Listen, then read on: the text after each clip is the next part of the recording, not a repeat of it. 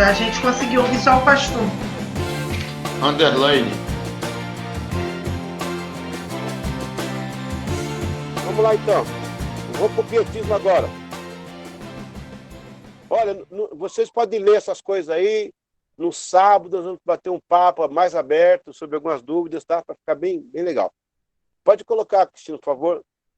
Ai, Cristina. Isso, vai para a introdução. Introdução. Ok, introdução. Ok.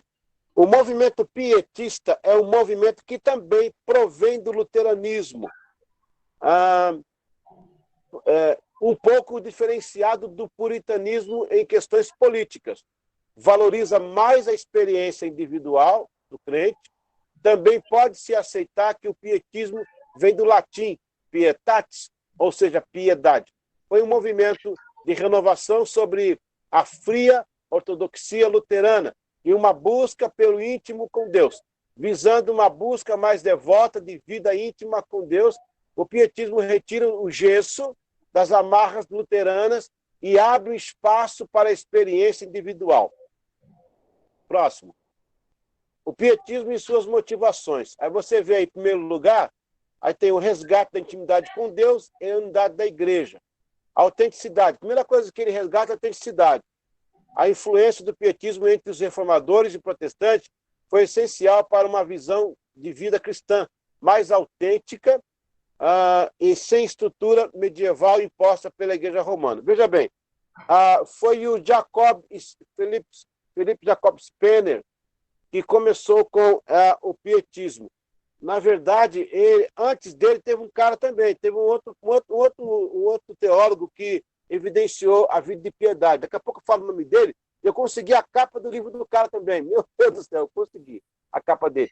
Esse pessoal, eles vão dizer o seguinte, espera aí, o Lutero que cobrava o sacerdócio universal, o movimento não está se comportando como deveria. Então vamos fazer isso então. Eles quebraram com a hegemonia da época, né? E começaram a fazer as colégias pietatis, que são as casas de oração, as casas de leitura da Bíblia, que seria, então, os pequenos grupos. Né? Vamos lá para a proximidade. O fato de o sacerdote, desculpa, a simplicidade agora, lá em cima, de repente surge este grupo valorizando o simples, o perto, o aconchegante, uma vida pessoal de fé. Número 3, na ação, proximidade. O fato de o sacerdote usar o latim nas missas, vestes diferenciadas, como clérigo e outras formalidades, colocava o povo lá distante de algo que parecia intocável. Então, o pietismo de cara já quebra essa distância do povo e do sacerdote. Eles falavam latim, né, virado e tal, apesar que Lutero já tinha conquistado o vernáculo, né, no alemão, tal, mas ainda tinha esses resquícios ainda. O pietismo quebra isso, eles aproximam todo mundo junto, numa sala só. Aí vem a simplicidade. De repente surge este grupo valorizando o simples, o perto, o aconchegante, sem aquela pompa, sem aquela vestimenta, aquele negócio todo. E em 4 vem a veracidade, a valorização da devoção e a comunhão. Fez do pietismo um movimento que aproximava Deus do seu povo, tornando a vida cristã mais verdadeira. Então, veja bem, o puritanismo abalou a estrutura da Igreja Católica na questão da supremacia, né? Evocou a política participativa, trouxe a ideia do sacerdócio universal, dos crentes, né? Tá ligado com o pietismo aí, né? Trouxe também a questão da salvação pela fé, e a autoridade da Escritura. O pietismo vem e resgata agora a comunhão com Deus. Então, parece que aos poucos a coisa está se formando para o metodismo. Próximo template. Aí nós temos aí o desenvolvimento, né? Então, o caminho natural do pietismo. O pietismo para o metodismo está evidenciado na santidade das obras. No metodismo nós temos os meios de graça. Dentro dos meios de graça nós temos as obras de piedade e as obras de misericórdia. As de piedade é a parte do pietismo, que é a parte com Deus, a devocional. As de misericórdia já é a parte da ortopraxia do movimento. Então é ortodoxia e ortopraxia. O pietismo, primeiro, na aproximação de Deus individualmente, onde o metodismo enfatiza o a sós com Deus. Lá no Ser Forte, a gente é levado a fazer o a sós com Deus, tá vendo? Isso é coisa de pietista. E a partir dessa experiência, segue-se a vontade de santificar-se a cada dia, e como fruto dessa santidade, vem o trabalho social, do amor. Porque para o Wesley, a santificação deveria ter obras de amor. Não que a obra fosse para a salvação, mas o salvo produziria obras. Mudou, né? Completamente. Nestes elementos, podemos enxergar os meios de graça, acabei de falar, ó, e as vertentes das obras de piedade e obras de misericórdia. O conceito de Spener sobre igrejas dentro de igreja, eclesiola, né, eclesia, é seguido pelo metodismo a partir de 1740, quando as sociedades, depois seguidas de classes e bandes, vão evidenciar a volta dos pequenos grupos. Eu vou trabalhar uma aula só disso aí, ó, só de sociedade, classes, bandes, pequenos grupos, vai ser 40 minutos só sobre isso aí, mais à frente, ok? Próximo template. Aí nós temos agora a concepção do pietismo. Olha que interessante isso aí. Isso aí para você dar aula vai ser muito bom. O pietismo traz a concepção da aproximação do sagrado, onde Deus é sua obra e sua obra pessoal em cada ser humano, é uma busca através do segmento do comportamento. Tem um errinho ali, tá vendo? Porque esse material não é Ctrl-V, Ctrl-C, sempre é produzido. Por isso que tem uns errinhos de vez em quando, tem que arrumar. Concepção, aí nós temos aqui no quadrante, o pietismo, a concepção da sociabilidade, o individual devocional, o coletivo inspirativo através das colégias, ou seja, dos pequenos grupos. Aí nós temos na parte direita agora do seu vídeo a concepção de essência, que era a busca de uma experiência viva com Deus, espiritual com Deus, não mais a coibição dos credos, confissões mecânicas e decoradas, tá vendo? Ele bateu contra a reza também. E embaixo, a sudoeste aí, nós temos a concepção do destino, a opção de um caminho de abnegação, a determinação pessoal para uma vida de santidade. E, do outro lado, no final, a concepção de a espiritualidade, rejeição do sistema trivial de viver, mais identificação com a emoção, a fé e o manifestar de Deus. Aqui é a portinha do pentecostalismo aí, ó. A portinha, bem devagarzinho, ela abre aí, ó, nesse conceito pietista. Olha que quadrante show de bola. Eu estou quase aqui, ó, chorando de ver esse negócio. Muito bonito. Olha que concepção para você dar aula aí e entender. Então, o pietismo tem 4 concepções. A sociabilidade, a essência, o destino e a espiritualidade. Próximo template. Aí você vai ver aí, ó. Eu trago para você de presente uma capa do livro do Jacob Spener. Olha aí, gente. De primeira mão para você aí, ó. Essa é a capa do Pia Desideria, né? Vida piedosa. Vamos lá. Ok. Embora o pioneiro em escrito sobre a piedade seja Lewis Bewley, foi Lewis Bewley que começou a escrever sobre pietismo. Mas o Jacob Spener é que dá vida ao movimento. Ele foi de 1565 a 1631, tá vendo aí, ó? Então ele foi bem pouquinho antes aí do próprio, né? Basicamente quase 100 anos, né? Quando deixou a obra por nome de A Prática e Piedade. Olha, o pietismo é ventilado 15 anos depois da reforma, hein? Do calvinismo. Olha que interessante. No entanto, o precursor do movimento é considerado Jacob Spener, 1635. Olha, quando o cara morreu, quando o Lewis morreu, né? Estava nascendo ainda, depois de 4 anos ainda, o Spener. Spener possui também uma obra por nome Pia Desideria, Desejos Piedosos, escrita em 1676. O pietismo influenciou literalmente o movimento metodista, que inspirou o movimento da santidade. Viu aí, Águida, o pezinho da Nazarena que está aí, ó, na sala do pietismo. Coisa linda, hein? Glória a Deus. O conceito de Spener sobre igrejas dentro da igreja é seguido pelo metodismo a partir de 1740, quando as sociedades, depois seguidas de classes e bandos, vão evidenciar a volta dos pequenos grupos. O metodismo, por não querer ser mais uma denominação, opta acertadamente pelos pequenos grupos, como uma laminina de sustentabilidade do movimento. Mas eu vou cobrir esse tópico mais na frente. Aí vem a proposta do pietismo, são 8 propostas. Olha lá, eclesiola e ineclesia, igreja dentro da igreja. Primeiro, profundo e dedicado de análise de escrituras. 2, reuniões lares na ideia igreja dentro da igreja. Se você puder repetir aí comigo, enquanto eu falo, pode repetir junto se você quiser. Legal. 3, o cristianismo como sendo sacerdócio universal. 4, a condução do governo da igreja deve também ter a participação dos leigos. Que legal, hein? 5, a prática da misericórdia deveria ser a base. A prática da misericórdia deveria ser base do conhecimento cristão. 6, substituir hostilidade por gentileza aos chamados incrédulos ou heterodoxos. Uma pausa aqui. O Wesley vai cobrar isso dos metodistas. Ele vai cobrar isso aqui. Quando encontrasse alguém diferente, que não fosse hostil, mas que entendesse a diferença para depois pregar. Interessante.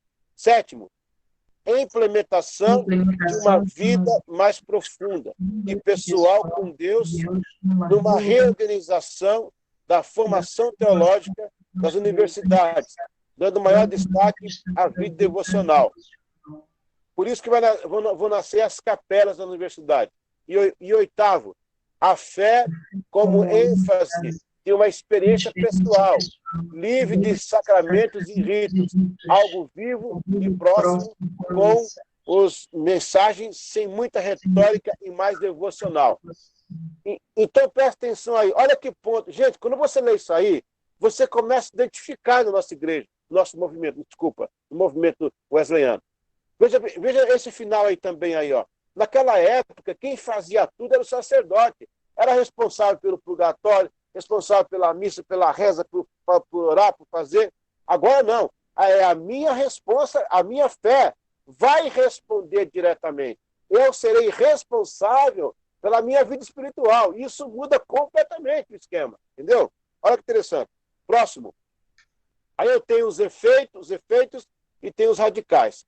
Esses princípios formaram um impacto de um grande mover naquela época, os efeitos aí, né?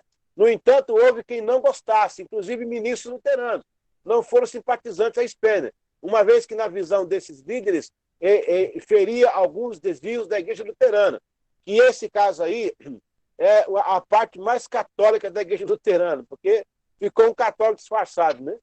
Os radicais. O pietismo tradicional manteve-se praticamente no seio das igrejas luteranas. Porém, o pietismo radical, o pietismo tradicional ficou no seio das igrejas luteranas. Agora, o radical cresceu muito, criando uma elite separatista. Augusto Frank vai aparecer no cenário agora aí. Ele é um personagem que vai aparecer e incentivar o movimento pietista radical, que vai reler aquela parte do puritanismo do comportamento social, entendeu? Agora, essa parte aqui é a segregação espontânea e a produção abrangente. O pietismo, que se distanciou da base, criou uma igreja segregada, porém com um diferencial. Volta, isso. Primeiro, a cultura. Uma cultura eclesiástica. Um reclame à ortodoxia luterana, estagnada em letras e não em serviços. Identidade. Eles queriam ter suas próprias congregações. Aí nasce, gente do céu, estamos viajando. Aí vai nascer essa questão das igrejas, de ter o meu ministério, o meu jeito de fazer, essa turma pensa igual a mim.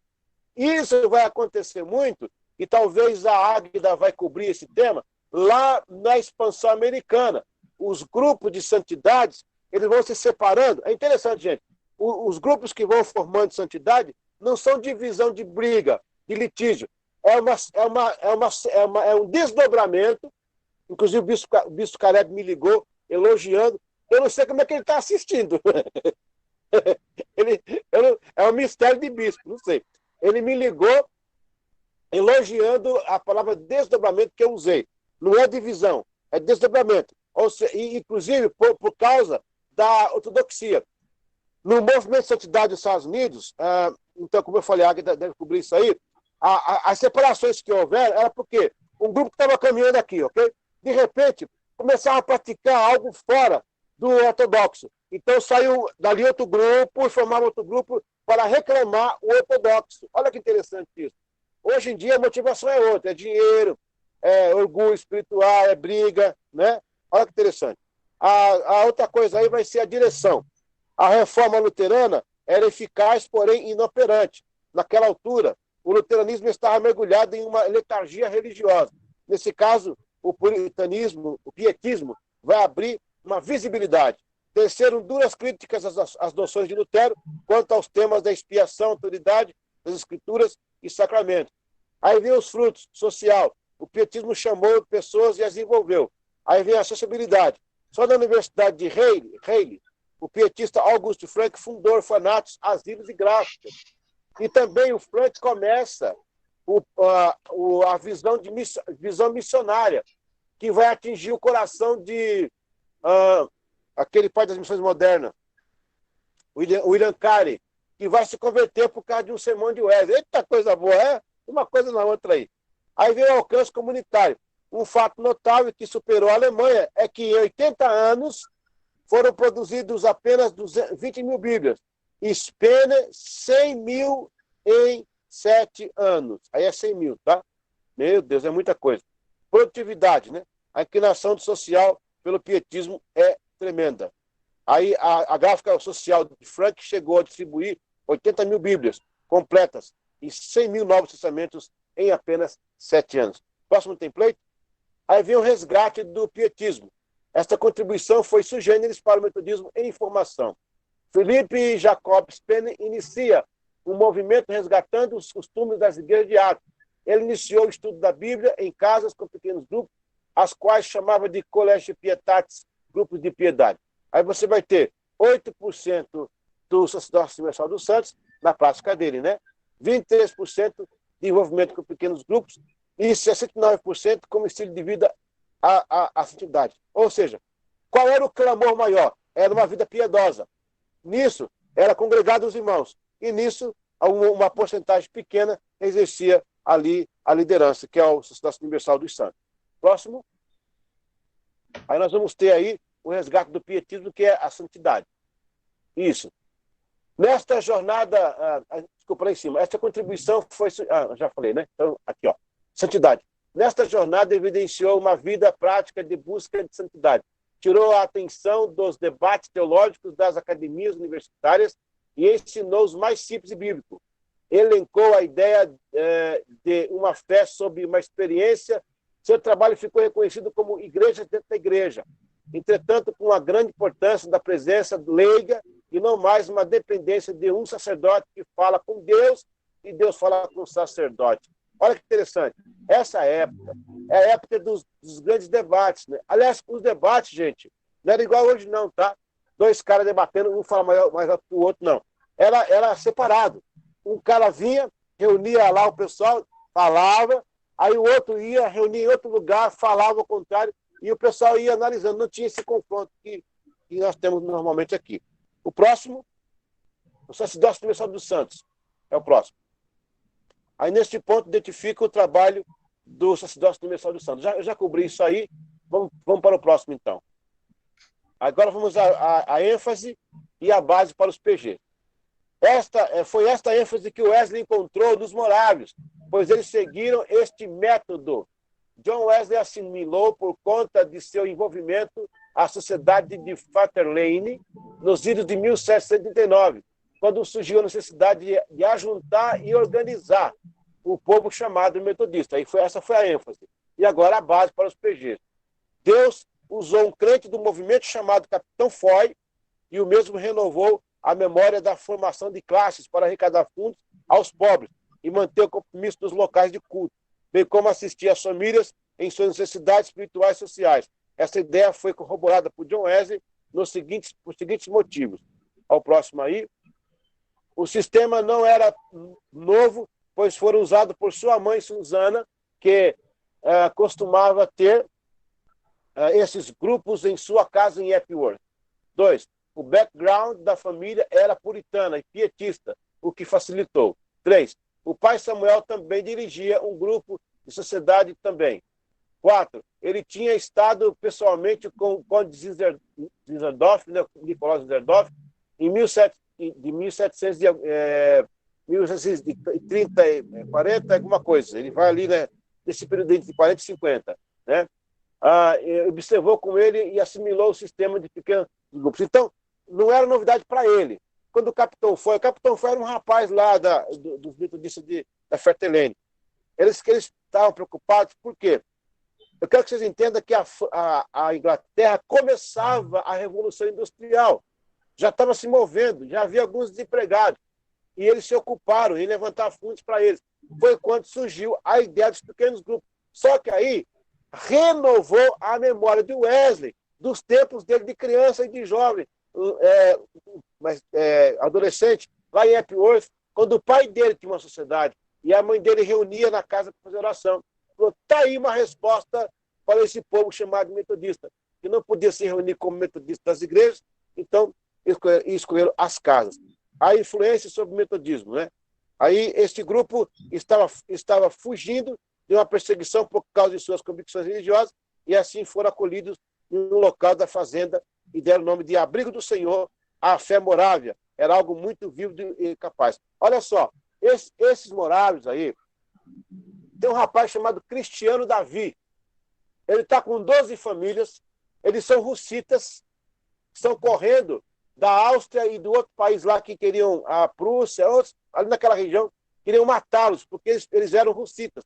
Tipo assim, eles eram seguidores de Rus. E eles pediram refúgio naquela fazenda. O pastor era pastor Rus. E ele deu ali auxílio. Ali foi um local que ele acolheu essas pessoas que corriam da espada das coroas, por causa da fé. Era um tipo de... Para a Áustria, para aquele povo ali, era um tipo de reforma também, a de John Hus. E aí, eles formaram um local chamado Herhut, que significa abrigo do Senhor. Ali deu-se os morávios, porque era na região Morávia. Região Morávia é o sudoeste da Alemanha. Morávia e a Boemia, era tudo junto.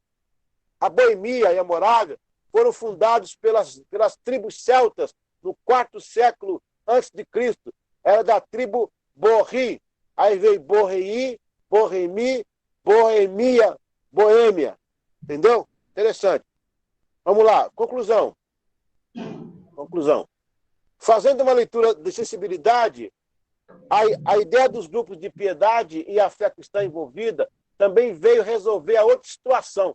Porque, embora o Wesley tinha um povo que o acompanhava, e agora? O que fazer para dar um local de adoração coletiva sem ser igreja, church, no caso, church era oficial, e ao mesmo tempo não fazer uma preocupação, não trazer uma preocupação para a igreja oficial? Então, através de pequenos grupos, o metodismo poderia estar fornecendo cuidado pastoral aos seus membros, bem mais prático, para dar o senso de ser igreja. O pietismo encaixou de forma elementar. Neste ramo, Wesley firma as bases de uma vida cristã mais profunda e uma fé mais pessoal, uma igreja mais comunitária. Pode tirar e voltar agora a imagem, Deus abençoe. Então, o pietismo, professora Cristina, é esse eixo espiritual que nos aproximou da questão do Espírito Santo, da piedade, da vida devocional com Deus. Do puritanismo, nós tiramos só algumas partes, que seria, então, que nós já comentamos na aula passada. Do pietismo, nós vamos ter esse momento da piedade, dessa vida devocional, e nós vamos usar como base de crescimento os pequenos grupos, que é uma ideia do Jacob Spener. O amigo dele, o Frank, vai ser também tipo o iniciador das missões. Por que Frank foi perseguido pelos luteranos? Porque, lembra, que naquela época o calvinismo era muito bem difundido e eles não pregavam mais para as pessoas, porque os reformados entendiam que quem era salvo já estava salvo. Quando o Frank falou em sair para pregar, ele foi perseguido. Tipo, como você faz isso? Se tu já está salvo, você tem só que manter a comunhão. Ele falou, não, alguém precisa ouvir do evangelho. E aí ele rompe essa barreira, né? E depois lá nós vamos ter a presença do William Carey, que é o pai das missões modernas. Ok? Então essa parte aí é a parte do pietismo. Eu sugiro aos alunos que leiam depois esses templates, imprimam e estudem, porque tem muita coisa nossa aqui, muitos argumentos do pietismo que a gente usa, às vezes com outro nome, mas acaba usando, entendeu? Isso vai também facilitar o nosso estudo da nossa eclesiologia. vai ter uma aula aqui só sobre eclesiologia wesleyana. Vai ser muito bom, não perca essa aula. Eu acho que depois da manhã. Nós vamos falar um pouco mais sobre isso aí. Amém? Ufa, pergunta aberta aí. Agora fiz certinho, 34 minutos. Glória a Deus. Perguntas ou participações? Você pode também participar corroborando ou destruindo. Professor, repete Sim. as 4 concepções do pietismo, por favor. As 4 concepções do pietismo. Tem como repetir? Tem sim, tem sim. Isso. Deixa eu pegar aqui para você. Eu tenho aqui mais ou menos na cabeça, mas eu quero fazer uma coisa bem legal para você ficar bem tranquilo. Deixa eu voltar aqui. Caiu aqui. Glória a Deus. Expulsar o demônio cibernético. Já deve ter um demônio cibernético treinado no inferno para atrapalhar as lives, né, dos irmãos. Já deve ter uns... Sai, demônio cibernético, em nome de Jesus. Essa é heresia, pelo amor de Deus, para com isso. Vamos lá. Aqui embaixo, ó. Vamos lá. Peraí. As 4 concepções. Você consegue colocar de volta aí, Cristina? Não, né? Até achar. Consigo, peraí. Aí, eu achei aqui, ó. Achei aqui. Show? Achei aqui. Peraí. Vamos lá. Aqui, achei. As 4 são... As 4 foi feio, né? As 4. Nós temos a sociabilidade, ok? Porque você vai ter agora uma igreja que vai ter comunhão, o pessoal não vai estar mais assim, Deus no céu, um sacerdote lá na frente e você na terra. Não, agora tem um irmão do lado e você ora com ele. Eu fico pensando quando foi a primeira vez que o irmãozinho colocou a mão na mão do outro, no ombro do outro e orou, rapaz. Deve ter sido algo assim fantástico, né? Ah, Jesus. Então, a sociabilidade, aí nessa sociabilidade também, eles acabavam por compartilhar as necessidades. Aí tem a concepção de destino, a opção de um caminho de abnegação. Porque agora o pietismo me dá uma determinação pessoal. Eu vou assumir a minha fé. Eu vou ser responsável pela minha devocional. Não é que agora que eu dependo do sacerdote. Lembra da indulgência? O cara pagava e estava tudo certo. Eu ia fazer o que ele quisesse. Agora não. Agora ele sabe que ele tinha que desenvolver a sua fé. Isso é muito bonito. E vem a concepção da essência, que é a busca de um Deus vivo, né? Através de uma confissão. Um Deus vivo, não mais através das confissões mecânicas e decoradas, né? Agora você tinha como conversar com Deus, que era um sacrilégio para os outros tradicionais. Que isso? Ele falou com Deus. Olha, eu fico pensando, se um pessoal desse ressuscitasse hoje, é morrer do coração. Porque o que não falta na internet é a frasezinha: Deus falou comigo, eu quero falar com você. Ou então a pessoa fala assim: eu tenho um versículo que Deus falou comigo agora. Cara, depois que saiu o celular, Deus está falando com todo mundo. Antigamente não falava com ninguém, cara. Era só com o pastor. Agora todo mundo tem uma palavra para mim. Amém. Que bom, graças a Deus. Isso é coisa do pietismo. É um pouquinho mais exagerado, né? E vem a concepção da espiritualidade. A rejeição do sistema trivial de viver, as penitências, no caso, né? E mais identificação com a emoção. E aqui você vai ter aquela abertura que eu falei, né, para o Espírito Santo operar. E o cara vai estar, o pietismo, ele vai evocar o misticismo, né? Ele vai dizer assim: não, Senhor, aleluia. Então ele vai já esperar que alguma coisa vai acontecer para ele. Então essas concepções são interessantes. Pode cair na prova, hein? Cite as 4 concepções do pietismo. Aí quero ver o Rony ler de novo lá. Ok. Sim. Pastor Bianchi, quando você citou a questão do pietismo, e eu acho interessante a questão do pietismo, vou falar compassadamente para ficar melhor. E eu entendo o seguinte, que pegamos uma teologia catafática, ou seja, de conhecimento, de letra, e nós tínhamos muito isso na história da igreja, que era aquele conhecimento, aquela discussão teológica, às vezes baseada apenas na letra em si, né? E isso é bom, porque o conhecimento é bom, só que ela não tinha uma vivência no dia a dia.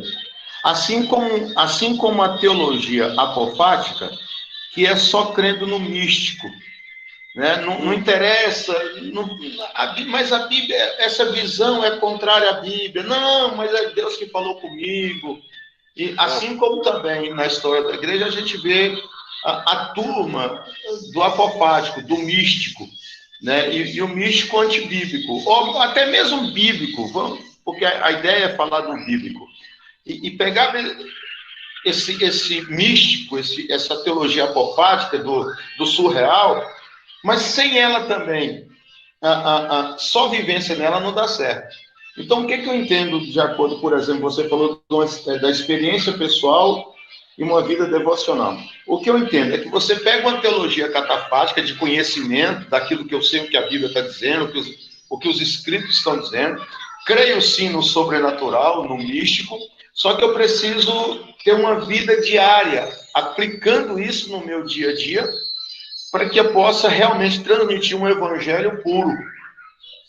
Então, o que eu entendi, basicamente, é que você está dizendo para a gente o seguinte: nós temos o conhecimento, nós temos o místico, mas se eu não viver isso, não adianta muita coisa. Ou seja, é a vida devocional no dia a dia, né? Aí é o nosso pietismo.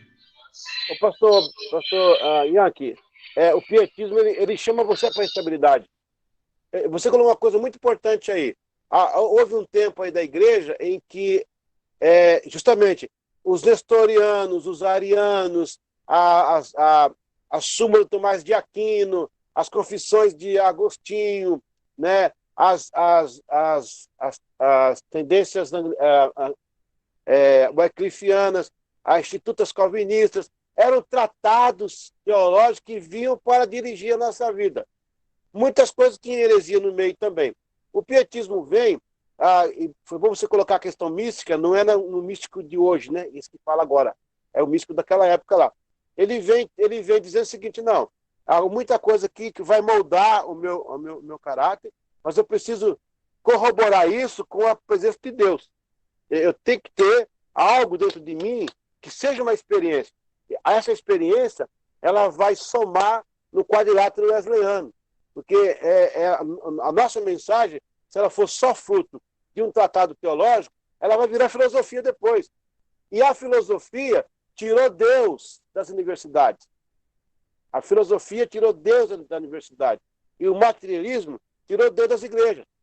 Entendeu? Então, o que eu acho bonito no metodismo, eu quero que os irmãos entendam, eu sei que você entende, que você me conhece, mas quem não me conhece, eu não estou aqui colocando o metodismo acima de tudo, que é o melhor. Não. Eu só me alegro porque foi um movimento que foi embasado no equilíbrio. Um pouco de cada coisa e do que pode me servir. Olha só, o Wesley não ficou com os Moráveis por causa do quietismo. Os Moráveis, cara, tinha um negócio de ficar assim, ó, contemplativo. O cara ficava assim, daqui a pouco fazia umas viagens meia doida aí. O Wesley falou isso: não, eu tenho que orar, ali falar com Deus, mas isso aí não, isso aí é demais para mim. Então ele tirou fora. Ele olha para o calvinismo e fala: peraí, o negócio do cara já nasce para o inferno, o outro é para o céu, onde é que fica arrependimento? Não tá legal, eu vou ficar no pé atrás. Mas ele vai assimilar o sacerdócio universal, que no caso Thomas Maxfield vai depois ser o primeiro leigo metodista. Ele vai evidenciar a salvação pela fé, e é interessante isso aí também. Então, eu acho, agora nós, pastor Yankee, hoje somos muito privilegiados, porque atrás de nós tem muito debate, muita coisa aconteceu, a gente pode olhar e falar: peraí, eu acho que eu vou me posicionar pelo equilíbrio, não por ser perfeito, melhor e deter a verdade. Nós não temos a verdade, né? Mas o equilíbrio. E aí isso que muitas vezes falta em muito público. E a última coisa, você colocou aí também, que os caras, tem gente aí, eu vi uma pessoa falar assim: olha, eu discordo do apóstolo Paulo. Meu, quando o cara chega nesse debate, eu discordo do apóstolo Paulo, ele está dizendo que a Bíblia não é inspirada. Eu sou pela inspiração da Bíblia por Deus, cara. Entendeu? Ela não contém, ela é a palavra de Deus. Então, olha o perigo que nós chegamos. De você ver um grande líder de uma igreja grande aí contestar Jesus lá nas bodas de Caná. Diz que Jesus errou.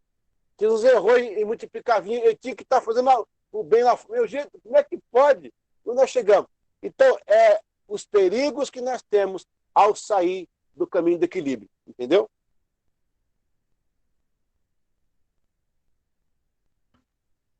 Pastor Eliseu, Quando... então atos de piedade e atos de misericórdia vieram da influência pietista? Sim, eles são tidos como os meios de graça dentro da eclesiologia wesleyana. É teologia também, mas é mais eclesiologia, né? Os meios de graça.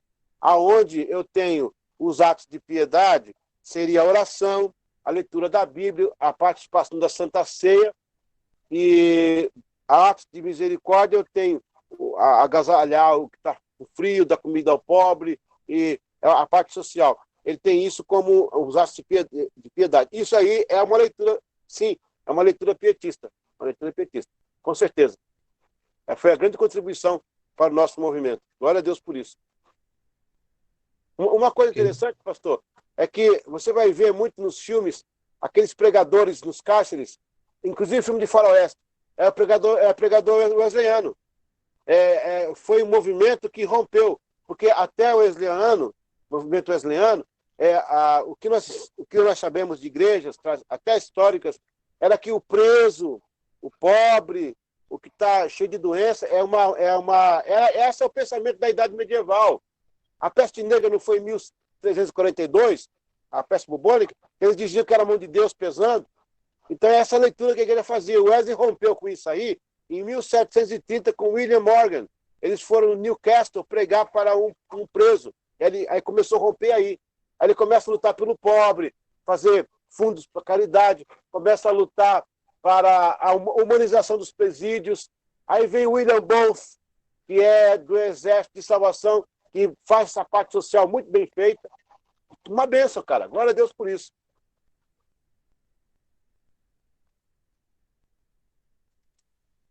Mais alguém aí?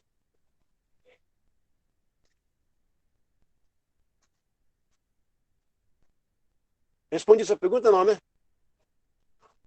Beleza. Deu certo? Aliás, o pastor Felipe vai cobrir esse tema aí. Vai ter um tema só sobre isso aí, que é os meios de graça. Ele vai entrar a fundo, vai ser um mergulho legal. Olha, eu vim preparar o caminho. Está vindo aí Águeda Silva, uma enciclopédia. Está vindo aí Felipe Bordon, que é outra benção. O Eli Bastos já conhece, que é uma sumidade. Eu estou só feito João Batista. Eu estou preparando o caminho, né? Porque o vinho novo é melhor. Aleluia. É engraçado que o pastor falou sobre misticismo. Interessante que no passado não se acreditava talvez em nada. Hoje já se acredita em tudo, né? Hoje virou uma... Você tem que ter muita Bíblia, viu? Muita Bíblia e muito coração em Deus, cara. Porque tá difícil o negócio aí. Os caras nem lêem Bíblia mais, para começar. Rapaz, outro dia eu vi um pregador na internet falar assim: olha, hoje eu ia ler um versículo, mas eu tô aqui com um texto de Buda que é interessante. Ó, gente... Eu saí na hora, eu falei, não, gente, não dá. Você me perdoa, mas a coisa está ficando difícil. Seria como se fosse um pluralismo religioso, né? Um confucionismo evangélico. E o problema disso são os lançamentos das Bíblias, em que traz uma... Pode falar, Rony.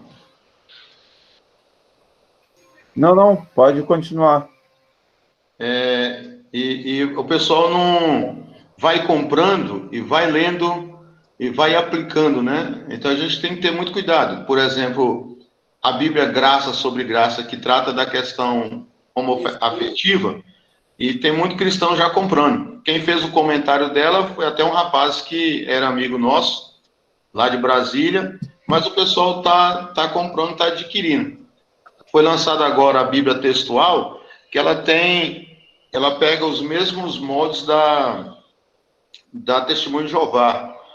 Ou seja, aqueles versículos que não, aqueles textos que não constam em algumas cópias, eles eliminaram, né? E isso é perigoso, porque não tem nenhuma nota explicativa em cima do texto, né? E isso vai para o mercado, e isso cria, então,